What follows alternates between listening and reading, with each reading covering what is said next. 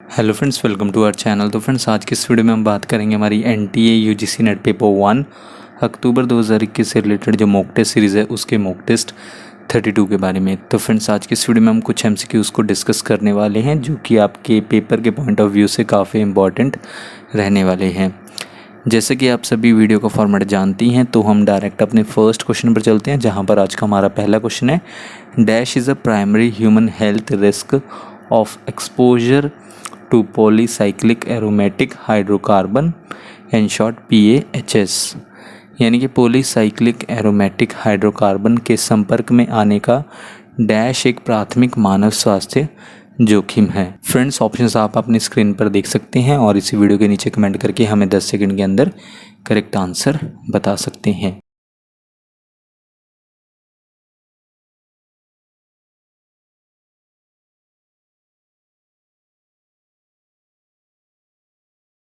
इनमें से correct answer है ऑप्शन सी, कैंसर।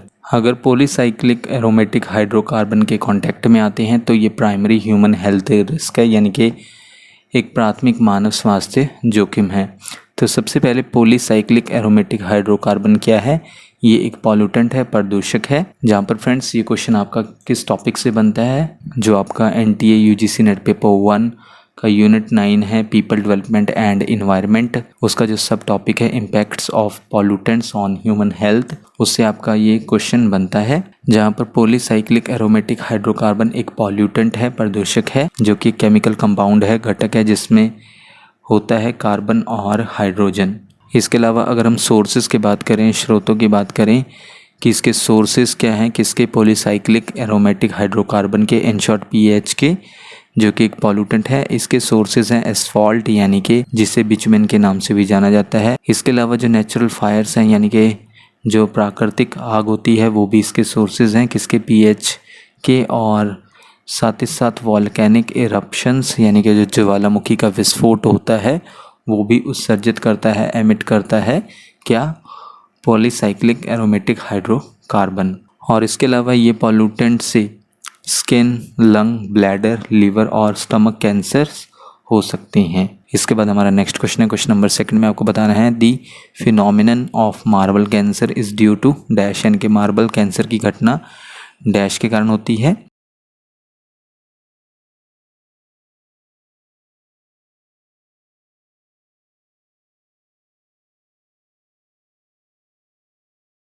ये होती है ऑप्शन डी, एसिड रेन के कारण। तो फ्रेंड्स, इस क्वेश्चन को हम थोड़ा डिस्कस कर लेते हैं, जहाँ पर हम सभी जानते हैं कि मार्बल बना होता है किसका? कैल्शियम कार्बोनेट का। और जब एसिड मौजूद होता है किस में, यानी कि किस में प्रेजेंट होता है? रेन में, बारिश में मौजूद होता है, तो वो रिएक्ट करता है किसके साथ?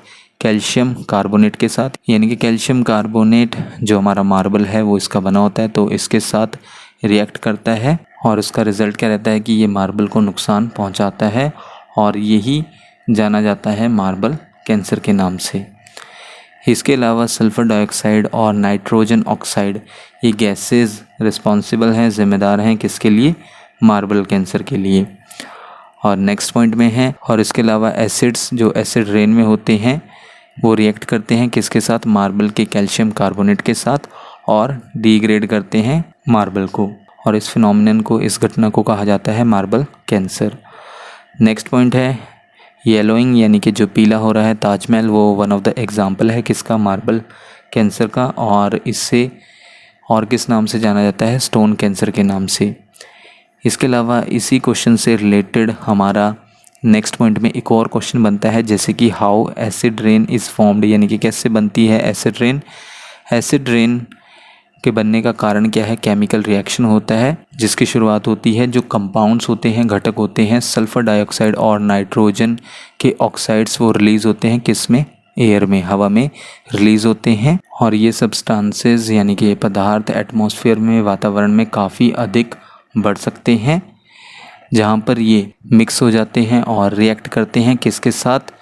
जो पहले से ही मौजूद हमारे वातावरण में वाटर है, पानी है, ऑक्सीजन है, और जो अदर केमिकल्स हैं उनके साथ मिक्स हो जाते हैं और रिएक्ट करते हैं, प्रतिक्रिया करते हैं और बनाते हैं और ज़्यादा एसिडिक पॉल्यूटेंट्स, जिन्हें एसिड रेन के नाम से जाना जाता है। तो इस तरह से एसिड रेन बनती है। देन इसके बाद हमारा नेक्स्ट क्वेश्चन है, क्वेश्चन नंबर 3 में आपको बताना है dash are rules to follow while communicating over the internet, यानी कि डैश इंटरनेट पर संचार करते समय पालन करने वाले नियम हैं।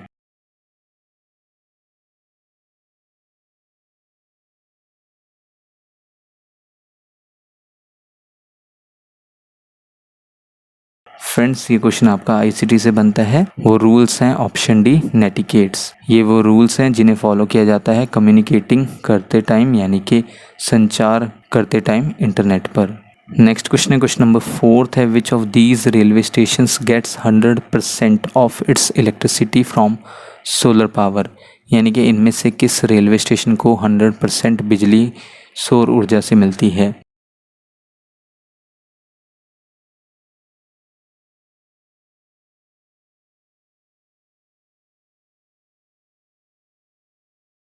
इनमें से वो रेलवे स्टेशन है option B Chennai Central railway station, जिसको 100% इलेक्ट्रिसिटी मिलती है किससे, सोलर पावर से। तो फ्रेंड्स इस क्वेश्चन को हम थोड़ा डिस्कस कर लेते हैं। Doctor MG Ramachandran central and short DRM या फिर चेन्नई सेंट्रल रेलवे स्टेशन को 100% मिलेगा एनर्जी किससे, सोलर एनर्जी से। ये क्वेश्चन आपका इन्वायरमेंट के करंट अफेयर से बनता है, जहाँ पर हर साल आप देख सकते हैं कि करंट अफेयर से क्वेश्चंस ज़रूर एग्ज़ाम में पूछे जाते हैं। नेक्स्ट पॉइंट में चेन्नई सेंट्रल रेलवे स्टेशन किसके अंडर आता है, साउथ सेंट्रल रेलवे जोन के अंडर आता है, जो बनने जा रहा है वर्ल्ड का लार्जेस्ट ग्रीन रेलवे नेटवर्क। और ये स्टेशन बन जाएगा फर्स्ट इंडियन रेलवे स्टेशन जिसे मिलेगी 100% डे एनर्जी किससे, सोलर पैनल से। और इसके अलावा सोलर पावर कैपेसिटी क्या होगी इस स्टेशन की, 1.5 मेगावाट। और सोलर पैनल्स को इंस्टॉल किया गया है, लगाया गया है कहाँ पर, जो स्टेशन है उसके शेल्टर्स पर, उसके छत पर लगाया गया है। और इसके अलावा नेक्स्ट पॉइंट में साउथ सेंट्रल रेलवेज़ ने अपनाया है कौन सा कॉन्सेप्ट, एनर्जी न्यूट्रल का, और ऐसा करने वाला ये फर्स्ट इंडियन रेलवे जोन बन गया है। और नेक्स्ट पॉइंट है, इंडिया का टारगेट है बनना नेट ज़ीरो कार्बन एमिशन कौन से ईयर तक, 2030 तक। और इसके अलावा हमने इस क्वेश्चन में बात की एमजी रामचंद्रन के बारे में, जो इस रेलवे स्टेशन का नाम भी है, doctor MG Ramachandran central and short DRM. तो मरुथर गोपाल रामचंद्रन, जिन्हें एमजीआर के नाम से जाना जाता है, ये एक इंडियन पॉलिटिशियन, एक्टर और फिल्म मेकर रहे हैं, जिन्होंने सर्व किया है एज अ चीफ मिनिस्टर, यानी कि चीफ मिनिस्टर रहे हैं तमिलनाडु के 1977 से 1987 के बीच रहे हैं। और इसके अलावा एमजीआर ये फाउंडर रहे हैं किसके, AIADMK के, यानी कि ऑल इंडिया अन्ना द्रविड़ मुनेत्रा कज़गम के, और मेंटोर रहे हैं जयललिता जी के। इसके बाद हमारा नेक्स्ट क्वेश्चन है, क्वेश्चन नंबर 5 में आपको बताना है what is the percentage of carbon dioxide emissions by the global shipping industry, यानी कि वैश्विक शिपिंग उद्योग द्वारा कार्बन डाइऑक्साइड उत्सर्जन का प्रतिशत कितना है।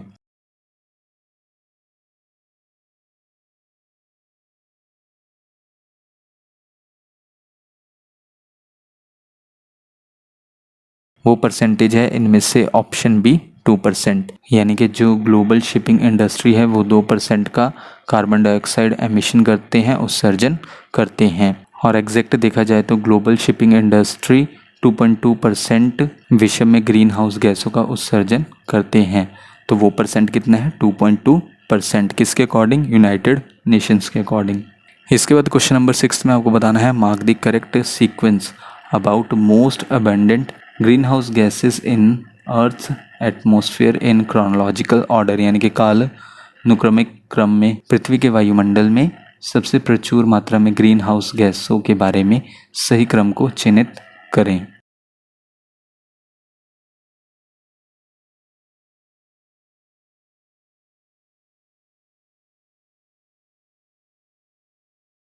इनमें से करेक्ट सीक्वेंस है ऑप्शन ए, जहाँ पर ऑप्शन ए के अकॉर्डिंग सबसे ज़्यादा प्रचुर मात्रा में ग्रीन हाउस गैस कौन सी है अर्थ के एटमॉस्फेयर में, वो है वाटर वेपर, देन उसके बाद carbon dioxide, then next methane, और उसके बाद है नाइट्रस ऑक्साइड। और इसके अलावा अगर हम नेक्स्ट पॉइंट में most abundant green house gases के बारे में बात करें अर्थ के एटमॉस्फेयर में सीक्वेंस वाइज, तो वो है सबसे पहले वाटर वेपर, देन उसके बाद कार्बन डाइऑक्साइड, उसके बाद है मीथेन, नेक्स्ट है नाइट्रस ऑक्साइड और नेक्स्ट है ओजोन, देन उसके बाद क्लोरोफ्लोरोकार्बन्स, उसके बाद हाइड्रोफ्लोरोकार्बन्स और लास्ट में है परफ्लोरोकार्बन्स। इसके बाद आज का हमारा लास्ट क्वेश्चन है, क्वेश्चन नंबर 7 में आपको बताना है मैच द फॉलोइंग करना है करेक्ट कोड के साथ। सबसे पहले हमारे पास ऑप्शन ए में है मिथाइल ब्रोमाइड, उसके सामने नंबर 1 पर गिवन है ग्रीन हाउस गैस, बी पर है सल्फर डाइऑक्साइड और सामने है number 2 reduces oxygen carrying capacity of blood, यानी कि रक्त की ऑक्सीजन ले जाने की क्षमता को कम करता है। सी पर गिवन है कार्बन मोनोऑक्साइड, के सामने नंबर 3 पर है एसिड रेन और नेक्स्ट है डी पर है कार्बन डाइऑक्साइड और कार्बन डाइऑक्साइड के सामने गिवन है number 4 damage ozone layer. Friends code आप अपने स्क्रीन पर देख सकते हैं और इसी वीडियो के नीचे कमेंट करके हमें 10 सेकंड के अंदर करेक्ट कोड बता सकते हैं।